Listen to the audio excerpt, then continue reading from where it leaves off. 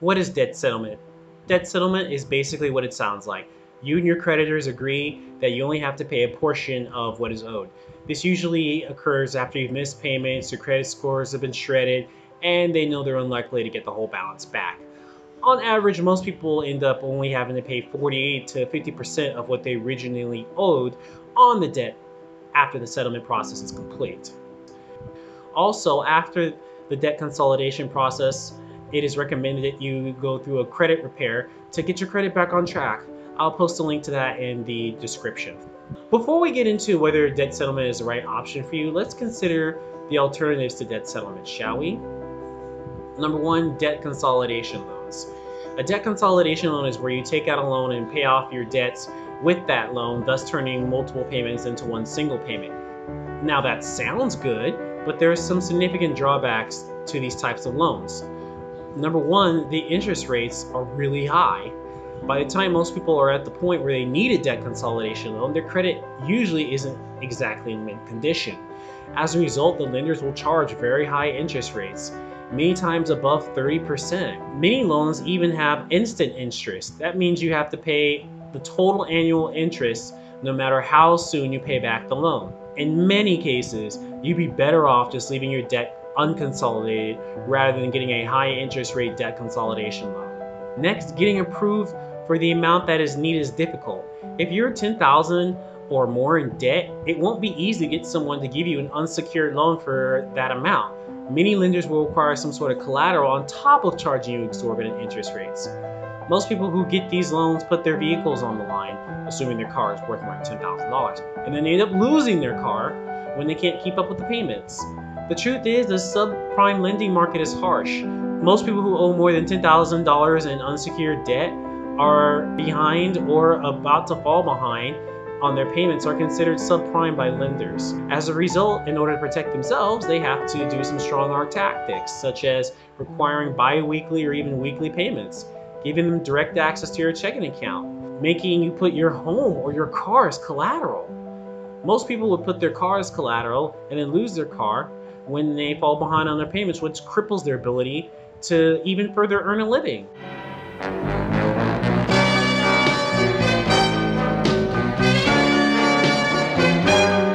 Now let's go into bankruptcy. Bankruptcy is definitely a better solution than a debt consolidation loan, but it's not without its drawbacks.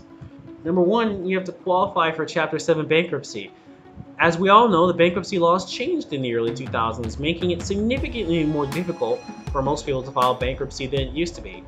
The new bankruptcy law created an assumption of abuse for bankruptcy filers. In other words, the court's default position is that you're trying to commit fraud on your creditors by filing for bankruptcy.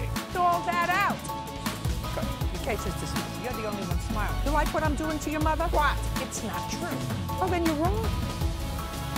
Sit down. You're an idiot. I don't care what you feel. This is what I'm saying. The law doesn't care what you feel. That's my question. The reality is, most Americans no longer qualify for Chapter 7 bankruptcy. Then you have Chapter 13 bankruptcy. That takes 3 to 5 years. That means you'll have those creditors hanging over your head for that period of time. Debt settlement, on the other hand, only takes 12 to 48 months on average. During those 3 to 5 years, you'll be financially under the control of a judge or magistrate. All significant financial decisions must be approved by him or her. A personal story, a family member of mine filed for Chapter 13 bankruptcy and needed a car. However, since he was under Chapter 13 bankruptcy, he had to get the purchase approved by a judge. It took him over a month to get the thumbs up. All the while, he was without good transportation. Next, we have bankruptcy is expensive. The average bankruptcy attorney can charge anywhere from $1,500 to over $5,000, depending upon the complexity of the case. Ouch! And most of them want their money up front or a significant deposit at first. Then we have the fact that bankruptcy could cost you your home. Contrary to popular belief, you can lose your home if you file for Chapter 7 bankruptcy. By law, the court is obligated to take whatever non-exempt assets you have in order to repay your debts. Bankruptcy ruins your credit for 10 years. Having a bankruptcy on your credit report automatically shuts the door to most lenders.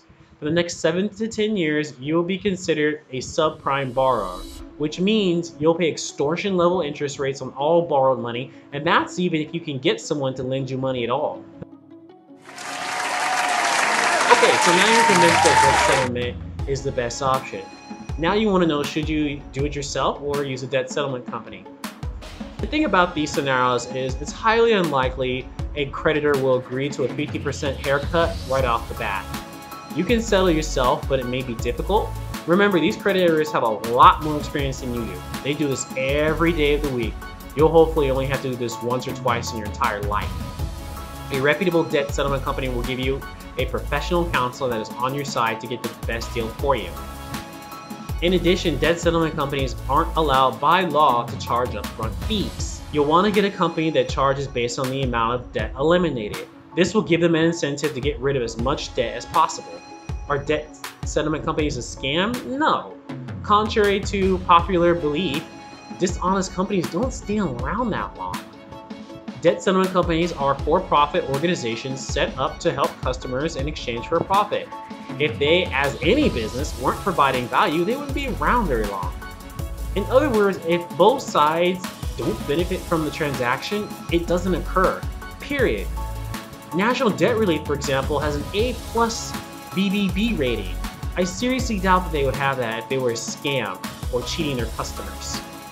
That being said, if you really want to know when debt settlement is the right option, you should call 855-244-0820. Again, it's 855-224-0820 and speak to a debt specialist. That's the number for National Debt Relief. Alright, so that's the end of this video. If you want to see some scenarios on when debt settlement is and is not the best option, go ahead and click the link in the description below. And it has, I believe, 4 examples of when settling is a good option and when settling is not a good option.